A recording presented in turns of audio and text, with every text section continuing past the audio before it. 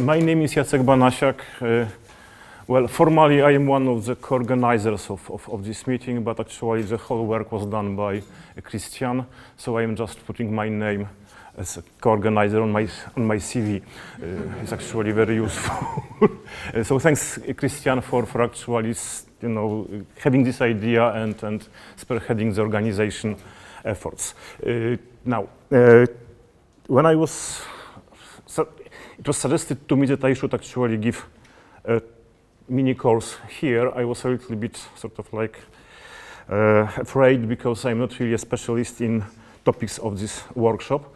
So I decided, simply because I realized that here we have people coming from very different backgrounds, from mathematics to biology to demography to economics, something like that. So I think that the only possible contribution to this workshop I can give is to, in some sense, provide a common foundation for all of us. So to simply talk about mathematical models, to discuss a few mathematical models in details.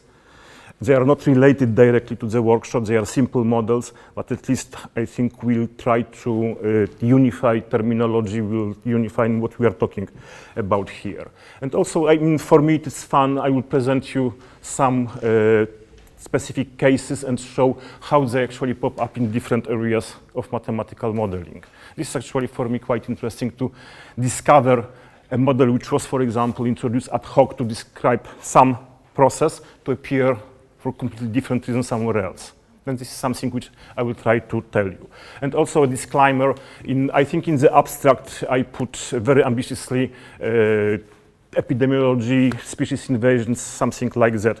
I have been working, I reached 150 slides and I haven't reached yet invasion models. So probably I will stop essentially at some aspects of epidemiological modeling. So the last part actually will not come. Maybe if we organize a sequel of this workshop, then I will be talking about species invasion. Okay, so this is essentially a disclaimer of my talk. Is it more or less visible? F on the keyboard, F5, sorry, this is my glasses, so it's F5 is here. Okay, thanks.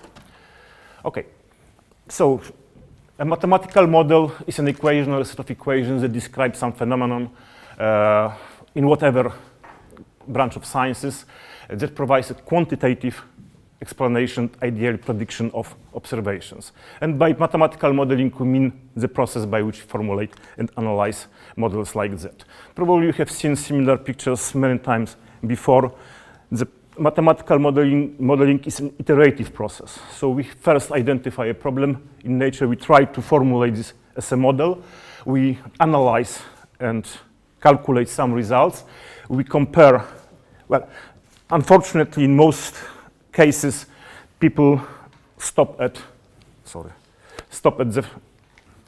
formulating a model and analyzing it and write a paper, because it is easy. Now, what is difficult actually is really to go with the results, with the model, to practitioners, to compare the results with observations, and then to revise the model. Modeling is not mathematics. You can never prove that a model is right.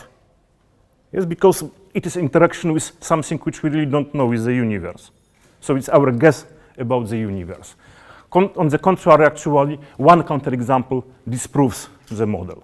So it's not mathematics. You cannot prove a theorem about modeling. A good model has, as I said earlier, predictive powers.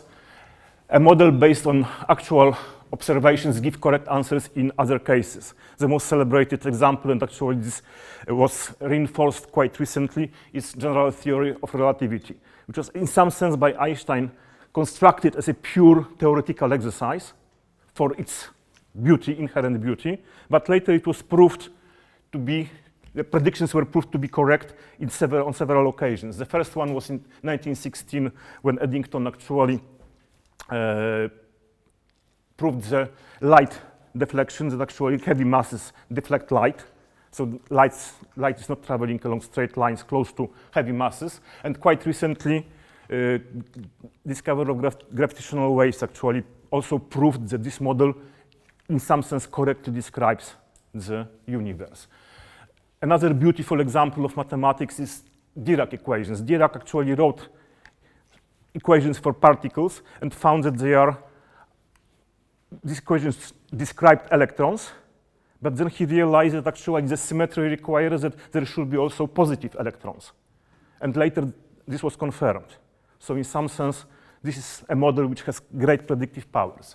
And also, a good model should contain early working models as subcases. Again, classical examples is that Newton mechanics is contained in special and general theory of relativity in low velocity, low mass limit. Quantum mechanics, if applied to macroscopic scale, essentially yields the same results as classical mechanics. So these are good models. Usually when you read a book on modeling, you have a long list of different models. What is a model? I would like actually to deal with a few questions like that. One, when, for example, you talk with people, quite recently I talked with people in ESCOM, and for them, mathematical modeling is fitting data, fitting curves to the data. So it's essentially this statistical modeling. This is something which I called here descriptive modeling. What statistical analysis of data gives you is correlations, not causations. So it gives you information that, for example, two processes actually happen at the same time, but it doesn't mean that one influences the other. There's a lot of sort of like examples of false causation analysis. For example, it has been observed that since the 50s, especially in the US, both the atmospheric levels of CO2 and the obesity levels increased. It's correlation, but it is false actually to say that obesity is caused by high levels of CO, or conversely. So correlation or statistical results are not real explanatory models. We'll try to focus on models which try to understand the underlying reasons for the phenomena. But of course, I don't dismiss statistical analysis of the data because they essentially separate essential part of the observation from a noise. Statistical models of this type shouldn't be mistaken for stochastic models. So we have essentially two types of models, deterministic and stochastic. Well, in deterministic models, we essentially think that a single cause will have a very well-defined outcome. In stochastic models, we take into account possibly, this is another philosophical question, possibly inherent randomness in nature, and then simply say that, okay, we have this observation and probably we will have this outcome. But this is also quantified. Again, I am not a statistician, I am not probabilist, so I will focus on deterministic models, but very often we use probabilistic tools to formulate deterministic models. Because in some sense, in my mind, essentially, there is not much difference between stochastic and deterministic model, in the sense that, for example, stochastic model will give you probability that certain event will occur. A deterministic model will tell you that something will occur on average. Because in deterministic model, in some sense, we average over all possible probabilistic outcomes. So you can think about deterministic and stochastic models in this way. Okay, this is what I said right now. How do we model? Sometimes, especially in mathematical biology, it is said that it's very difficult to do mathematical biology because there are no conservation laws. Like in physics, there are no conservation laws in biology. It is nonsense in the sense that balance laws are everywhere. If you have any biological process, it must obey laws of physics, laws of chemistry, because it is essentially in the higher level. So always you have a balance law. Whatever you do, if you do your modeling in correct way, then this equation is always satisfied. You look at certain region, for example, in space, whatever changes inside this region must come from something which goes in, goes out, is created inside, or is destroyed inside.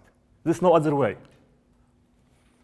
Unless we believe that, for example, the universe was constructed in a dishonest way, that something is actually seeping somewhere. So depending on whether you are religious or not, either you believe that the God is honest or not. In probabilistic approach, this statement is essentially the same as saying that if you have a set of possible outcomes, the probability that one of these outcomes occur is 1. There's no other way. Something must occur.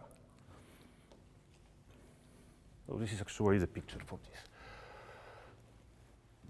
So this is a conservation law, which is a basis for modeling. Now the problem, the real mathematical problem or modeling problem, is actually to understand what are these terms. In physics, these terms are called constitutive laws. So essentially, this is how we imagine the processes are going. Now, before we proceed, we have to decide between two different types of models. Models can be described in discrete time or continuous time.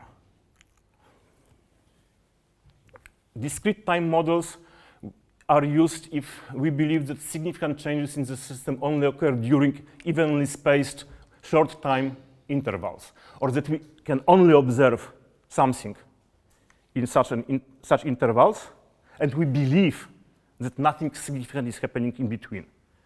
Okay, this is actually what forces us to use discrete time models. If we use discrete time, then our original equation will look like that. We simply look at two subsequent moments in time, and we say, okay, so this is the change of the quantity q somewhere, and then the right-hand side is, as before, somehow depends on earlier times. Just in mathematical biology, it's a lot of examples like that. In plant kingdom, we have something which are called monocarpic plants, which, for example, breed annually or biannually and die afterwards. There are animals with such a life cycle. Insects, Pacific salmon, for example, marsupials, Antechinus actually was brought to my attention quite recently in National Geographic series about 7 deadly sins, because Antechinus is an example of an animal which essentially die by sex. It's actually such, once a year there is such a sexual activity that it exhausts completely males, they die immediately after. And actually this is corresponding to predictable bloom of insects. So essentially, males want to produce as many as possible offspring just to coincide with sufficient food in nature. So it's actually one of the, of course, deadly sins, as most of you know, is lust. So this was an example of natural, one of 7 deadly sins in animal kingdom. Also, we have, in this case, actually, we have generation dying immediately after breeding. So this is like this seminiparous animal, but again, we can have animals which breed in precisely determined times of the year, but then don't die. So you have overlapping generations. For example, birds, snow geese lay eggs between 8th and 20th of June, usually, and practically all eggs hatch at a certain time. If assumptions which allow us to formulate a model in discrete time are not satisfied, then we have to go to continuous time. Now, the changes may occur at any time, and therefore the change in the amount of Q in our region can be given, for example, by integrals. And then if we differentiate, we obtain a differential equation for the change of Q. the meaning of these big letters I, O, C, D is here different. In continuous time, they are rates of change. So, for example, if you are, I mean, I haven't said anything about this, but if you are doing modeling, you have to pay attention to your units. So if you put together different terms, they must have the same unit. You cannot add kilometers to seconds. So, for example, here, all these terms will have unit of 1 over a second, or something over a second, per unit of time. Something happens per unit of time. Another typical problem with modeling is that if you, for example, consider populations, that the value of Q is always an integer. Yes, you have 10 individuals, 100 individuals. A function which takes only integer values cannot be continuous or even, yet alone differentiable. So in this way, already the equation 3 is an approximation. And this is actually an important thing to realize, that deterministic models, differential equations model, only work for huge populations, large populations, where we can really ignore changes of 1 or 2. For example, change of 1 or 2 in 1 million is negligible. So we can assume that the change is happening in a continuous way. So we try to build constitutive relations. However, this is usually impossible. How can I get back to small screen to desktop? Escape, okay. And there is a person who actually should be confined to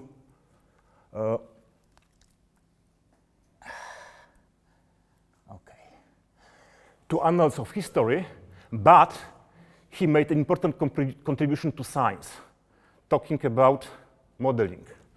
And let me, do we have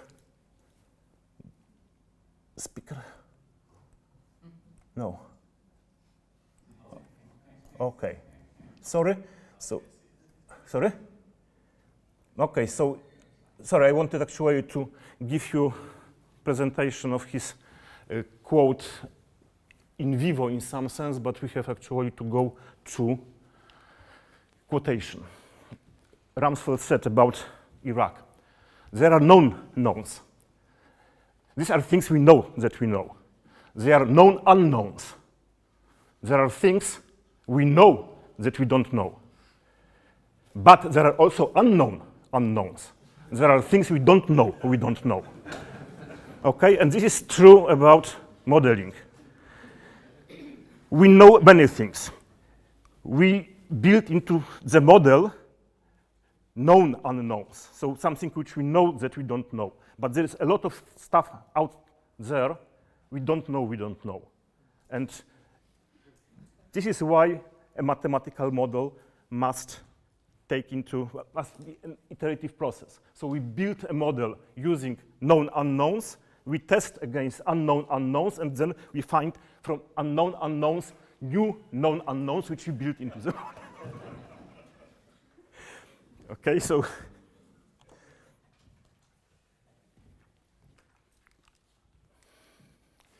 okay, so we try to do our best here. So we try to determine these functions. So these functions can depend on other unknown quantities. For example, if you have interaction of many things, then this leads to systems of differential equations, which will be discussed later. Functions can depend on space or other independent quantities. For example, this will lead to partial differential equations. So this IODC may themselves be differential expressions. They can depend explicitly on time. So if we know that something changes and we know how it changes in time, then these functions will explicitly depend on time.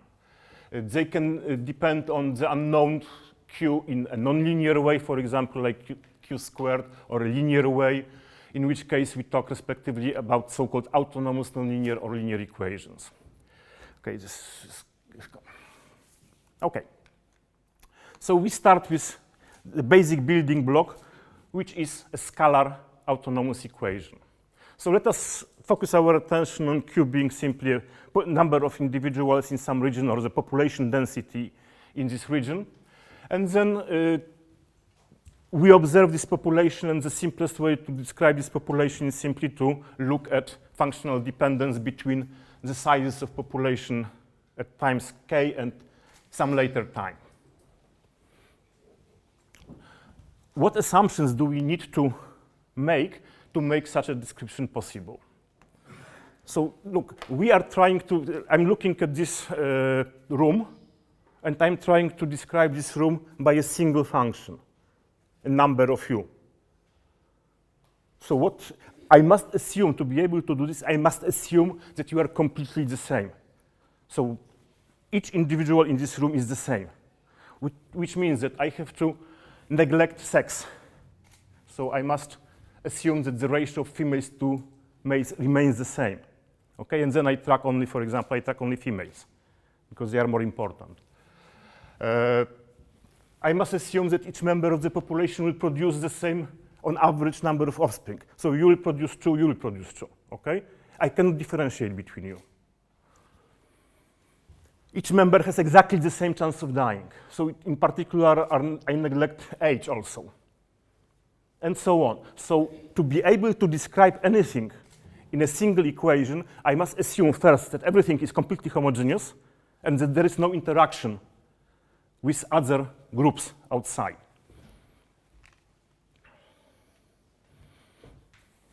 Okay. Yes. We can be affected by an environment, but we cannot affect the environment because otherwise this would create a system of equations. So it is, for example, possible to describe something like that when we interact with very big population on the other side. So for example, if we talk about, let us say, ant on an elephant, we can look at the ant as a single, we can describe ant by a single equation because the elephant can affect the ant, but whatever ants do on the elephant, they will not affect the elephant. Okay? So these are assumptions which allow us to model something using a single equation. Start with the standard model, and I would like actually to show you that it's not as standard model as we believe. Typically, any mathematical modeling population book starts with the equation for the number, so-called Malthusian model, which tells you that if you have a population of size p at time k, then the population after the unit of time is simply given by what was left, what was born, and what died. Okay? And then these parameters beta and mu are interpreted as average number of offspring per female in a single breeding season and so on, probability of dying. But this is wrong interpretation.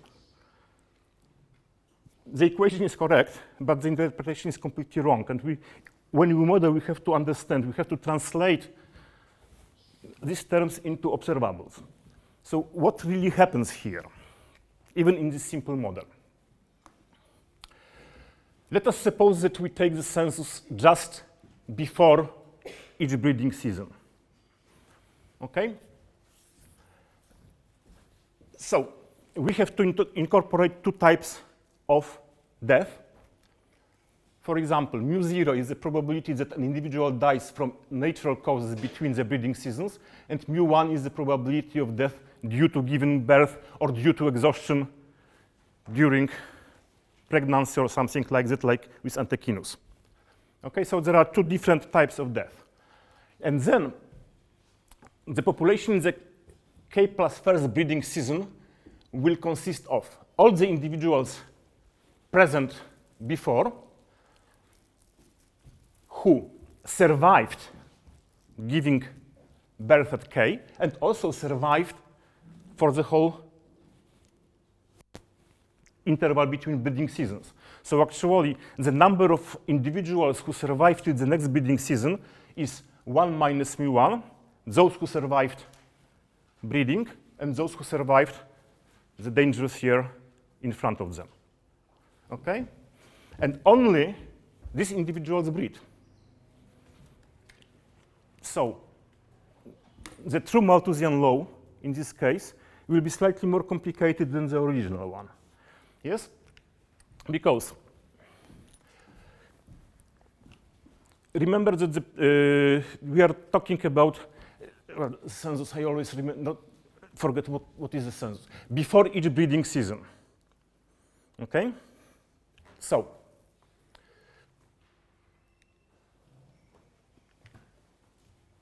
we have here the breeding occurs only among individuals who survived between the seasons. So, if you have a natural fertility, coefficient beta, then you shouldn't multiply the total population in the previous season by beta, but you must only apply this to those who survived. So essentially, the effective increase in the population will be, per capita, will be beta times the factor, the number of individuals who survived. And then we have to take away from the population all those who died for different causes before. Okay, and then we can, by changing mu0 and mu1, we can actually adjust the model to a particular population. Okay, mathematically, of course, in each case we get the same equation, which is called Malthusian model. The solution, of course, by iteration is given by powers of this factor r. And clearly, of course, this is a trivial model. Either everything goes very quickly to infinity, or goes down to 0, or stays constant. Nothing interesting. But this is a building block. And more complicated models are built essentially using the same type of argument. So if we are still talking about a single population, then what is typically observed is that the more we are, the slower we breed. There is overcrowding. So we should introduce survival probability, which here was given by 1 minus mu0, as a function of the population density. So the bigger the population, the lower the survival probability. And again, for simplicity, we introduce populations with no overlapping generations. That is, every parent dies at birth, and therefore the population will be given by pk plus 1 is equal to, again, the population in the previous census, the number per capita here that survived till the next breeding period, and then you multiply this by average number of offspring an individual has. Now, some general terminology in population dynamics is quite interesting, I think.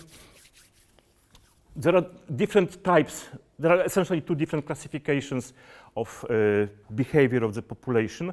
One is through contest competition or scramble competition. The other, which is related but not equivalent, is through compensation, undercompensation, overcompensation. I will describe both of them. So if the survival probability is 1, then of course there is no competition in the group. Yes, everybody survives. Now we have contest competition. We can imagine contest competition as having a finite number of resources, for example, finite number of food packages. And then whoever gets hold of this package will survive. Whoever doesn't dies. Okay? So survival probability is 1 for populations smaller than certain threshold, and 0, or PC over P, for some critical value of PC. Okay? And scramble competition is that every individual gets an equal share of limited resources. Okay? So you have limited resources, the more individuals you have, the less they get. And therefore, if there is sufficient resources, then the whole population will survive. If there is not, everybody will die. So I mean, this is very similar to sort of like economical models. Contest competition is like capitalistic system. The winner takes all. Okay, I'm successful, I survive, the rest can die. Scramble is like socialist system. Everybody gets equal share, but then if it's enough of stuff, then the whole population prospers. If there is not, everybody will die. Okay, so this is also applicable to sort of like natural populations. Of course, it's very difficult to find this type of behavior, exactly this type of behavior in real populations, and therefore in mathematical biology or population theory, you classify populations according to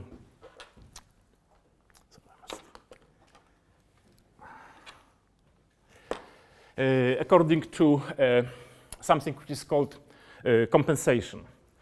So if the survival rate is proportional to 1 over the size of the population, just to remind you, as is here. So if this is proportional to 1 over p, then for large populations, this term will balance. So the size of the population stabilizes. Okay, so this is something which is called exact compensation. In some sense, the nature balances the growth of the population in the way that the population stabilizes. So in some sense, compensation is the same as contest. Yes, because only finite prescribed number of individuals will survive at the end. Yes, because the more individuals are born, the more are killed to keep the population at the same level for large populations. And then you have, of course, if it's exact compensation, then you immediately think it must be overcompensation and undercompensation, and this is true.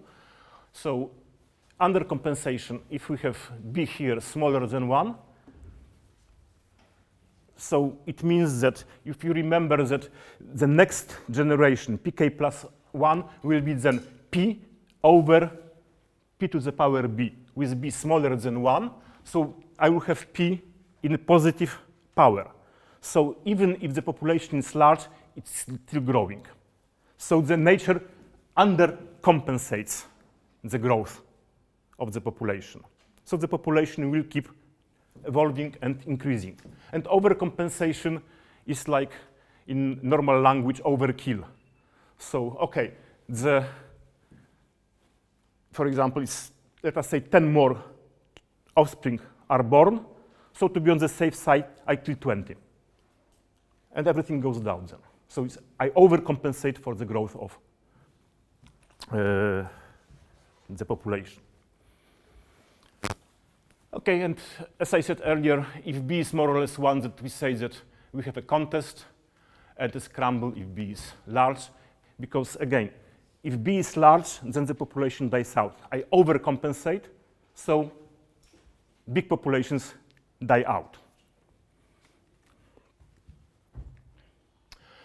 In most books on mathematical modeling, you start with something which is called Beverton-Holt type models. And the way it is usually introduced, and the way I introduce it here, is simply by ad hoc phenomenological thinking, which is also related to How do you model? Again, just let me go away from the exact stream of my slides. How do you build a model? Okay, you have some ideas how something works, and then you want to build a mathematical model. There is something which is called the principle of economy, principle of parsimony, or shortly Occam razor, and also something which was put very succinctly by Einstein: the model should be made as simple as possible, but not more. So essentially, what I am trying to do, I am trying to find a model, the simplest model, which explains what I know. If I can explain something by, for example, fitting one function 1 plus x, then there is no point in fitting 1 plus x squared. So it's no point in making more complicated model that explains exactly the same as less complicated model. So it's Occam razor, cutting unnecessary terms. And argument like this can be used to justify Beverton-Holt model. What I need is, I want to construct a simple model which describes exact compensation. At the same time, any model, if the population is very small, there is no intra-competition, intra-species competition. Small populations should evolve according to the exponential Malthusian law. So the idea in the starting point of all these models is the model must behave like beta pk for small p, and if I want exact compensation, it must behave like more or less 1 for large p. And one of the simplest functions of this type is precisely a rational function pk over 1 plus pk. So this is how many textbooks on mathematical biology introduce Beverton-Holt model. It seems completely ad hoc, like taken out of the hat, but this model has amazing ability to pop up in completely unexpected circumstances, and I hope that I will show you at least 2 instances when actually it arises from completely different type of argument. So this is one of the standard models, and it is very commonly used in fisheries because it describes non-overlapping generations. There is no death term here. So no death term means that, okay, let me explain maybe. Yep. Oh, this one. Okay. If you don't have death term in discrete model, it means that you have essentially something like that pk plus 1 is equal to pk. You remember the standard model.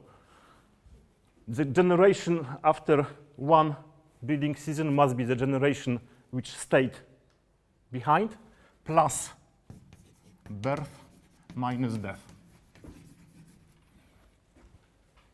If everybody dies, this is precisely pk, so all population present at k dies, and therefore you have only birth part, which is precisely as it is here in Beverton-Holt model. Okay.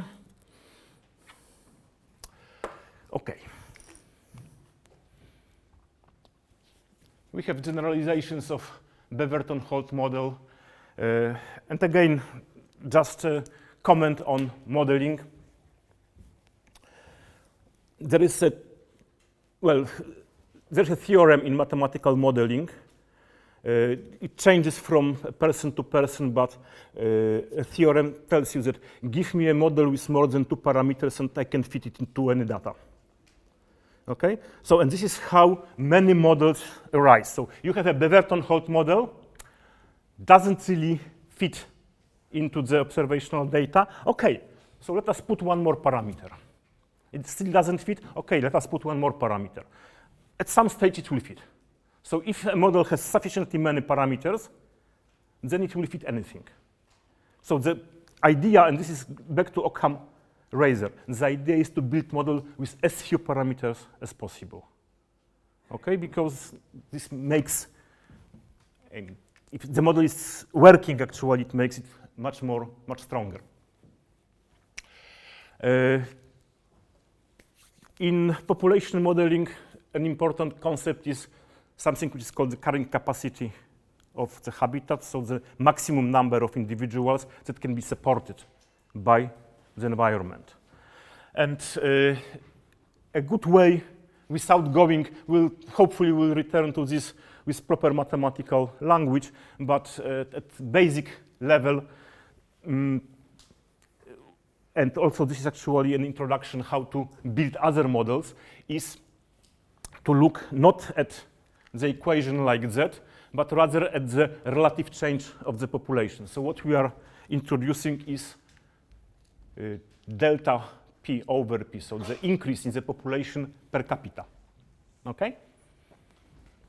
And for Beverton-Holt model, if we rewrite the Beverton-Holt model in this way, we obtain an equation like that.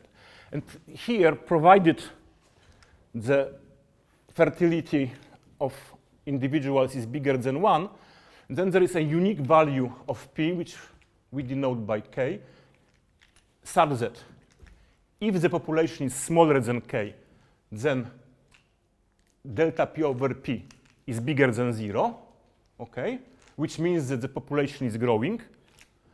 And if Pk is bigger than capital K, then the population will be decreasing, because in this case, the left-hand side here will be negative. So we have a value of the population such that populations smaller will grow, populations bigger will decay. And this is a good intuitive definition of the carrying capacity of the habitat. If you are below the carrying capacity, you can evolve, you can increase your size. If you are above, you are dragged down, let us say, by nature. It is not formal at this moment, but we can put some mathematics into this later. Okay, and then we can rewrite Beverton-Holt model using K in this way. It's not important. The concept which I just showed you actually allows to build a number of other models with desired properties. So, sorry, actually I jumped too far. This concept, as I said earlier, had a wider meaning, because what we obtain is, for the equation of this form, the carrying capacity is the solution of this fixed point equation, so it is a stationary point. And for discrete models, it can be found by plotting together two lines.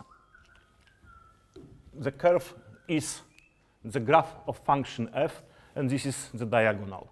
And the intersection of the diagonal and the curve will give you stationary points, so points which don't change in the process. So clearly, in any population model, 0 must be a stationary point. If it's not a good model. You have actually to justify it, why you use the model.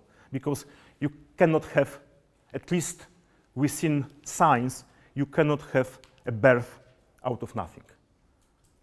Okay? If you don't have any individual, you cannot expect any offspring. Okay? So this is sort of like trivial stationary point, and then you have carrying capacity, which is positive equilibrium. There may be many more equilibria, but then it is another story completely. Okay, so the argument which I used earlier can be used to construct other model with desired properties. So if I, for example, write my symbol delta P over P for the Malthus model, then the graph of the right-hand side is a horizontal line, which means that the growth is the same all the time, nothing changes. But if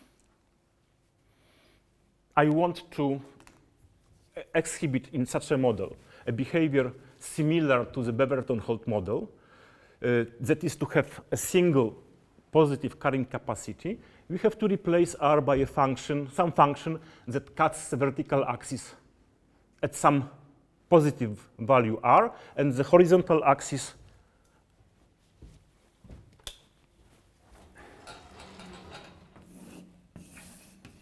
for example, something like that. So if this is my function f delta p over p is equal to f of p, and for arbitrary function of this type, I will see the same behavior as in the Beverton-Holt model. Yes, because if my population is smaller than k, then delta p over p is positive, which means that population is growing. If population is bigger than capital K, then delta p over p is negative, and therefore the population is decreasing.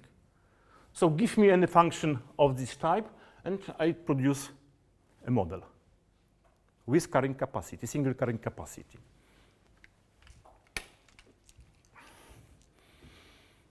The simplest, again, function having this property is a linear function, of course.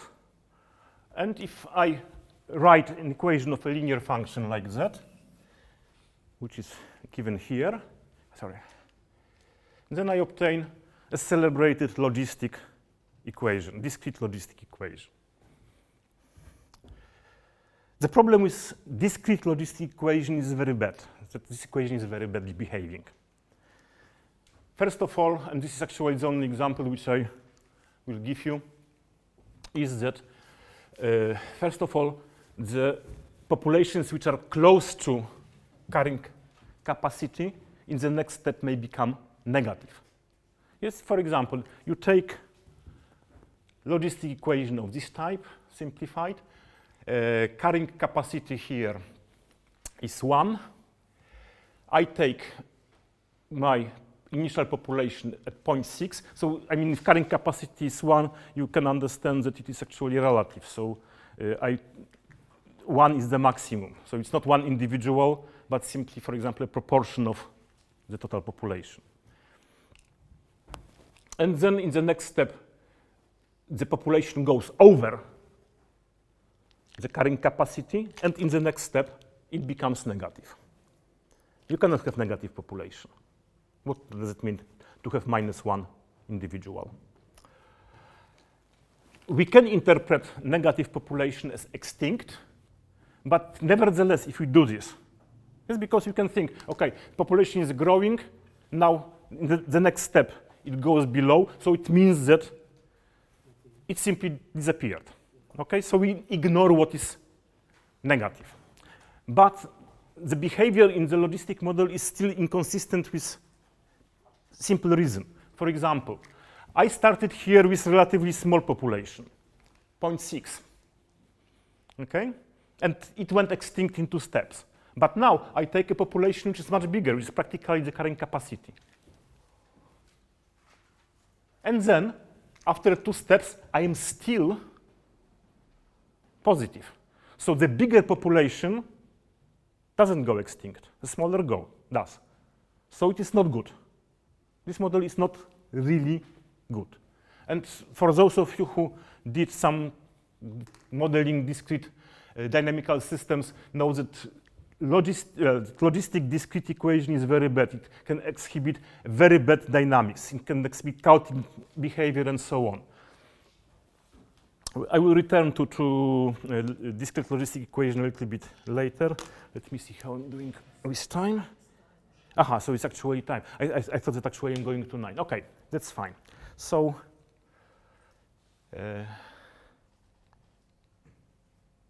okay. And just to complete, because this will be probably the end of this block, another simple model which is used here is something which is called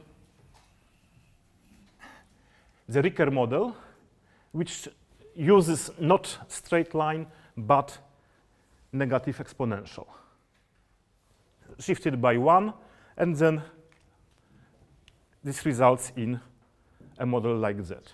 And again, just to complete, as I said earlier, I could go on you give me a function, I give you a model. So I can go on for the next week producing new models. It's not the point. The point is that I selected these two models carefully because they appear in many other models from completely different perspective. And that's why they are interesting. If you have something in science which pops up, in biology, in economy, in agriculture, something in this, there must be something common, something interesting in this. So if you have a model which appears in very different areas of science, then there should be something in this model. You cannot simply dismiss it as just pulling a rabbit from a hat. Okay, so thank you very much for attention, and so.